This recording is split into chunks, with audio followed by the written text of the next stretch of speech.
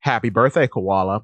So, a little while ago, I made a video stating on how I thought Koala would be the perfect inheritor for Kuma's Paw Paw Fruit if he ever were to pass away. Now, going off the ideas in that video, I have found something very interesting thanks to the One Piece wiki that could bolster my claims. So, if you don't know, Kuma and Kaido got their respective Doa fruits from the God Valley incident. The God Valley incident had the Holy Knights performing a native hunting game in which the Ua Ua no Mi Motto Seryu, or the Fish Fruit Model Azure Dragon, and the Paw Paw Fruit, or the Niku Niku no Mi, were being offered up as prizes. So there seems to be a bit of an interesting trivia fact about these two fruits being in the same place.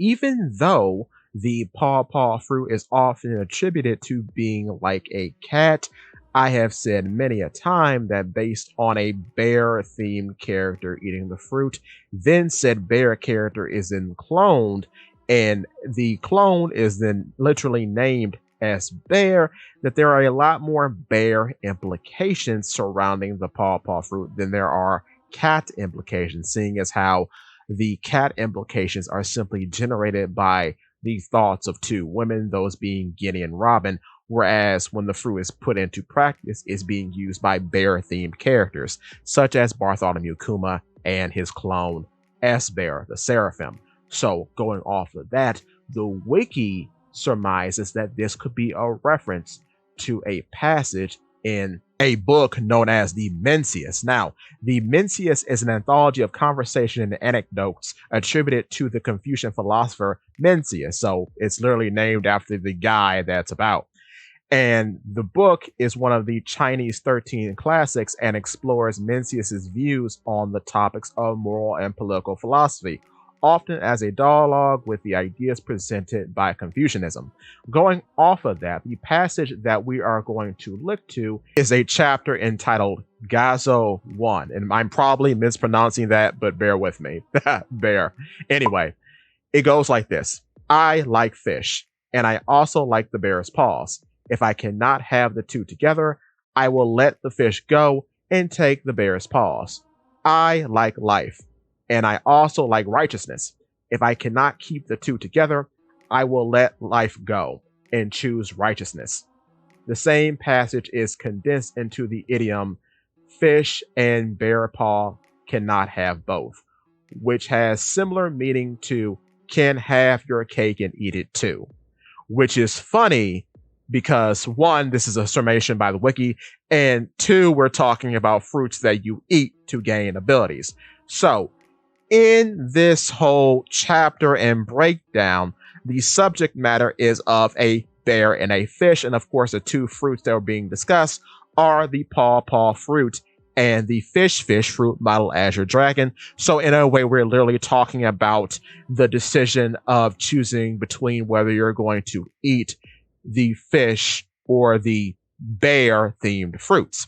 So that relates back to koala in this way, because if you don't know, a koala is sometimes referred to as a koala bear. And koala has a lot of very interesting fish related things attributed to her. For example, she is the only human in One Piece, as far as we know, to bear the mark of the sun on her back, given to her by Fisher Tiger, which is attributed to the Sun Pirates, a all fishman and merfolk pirate crew. Okay, so she is the only human that bears a mark attributed to those who live under the ocean.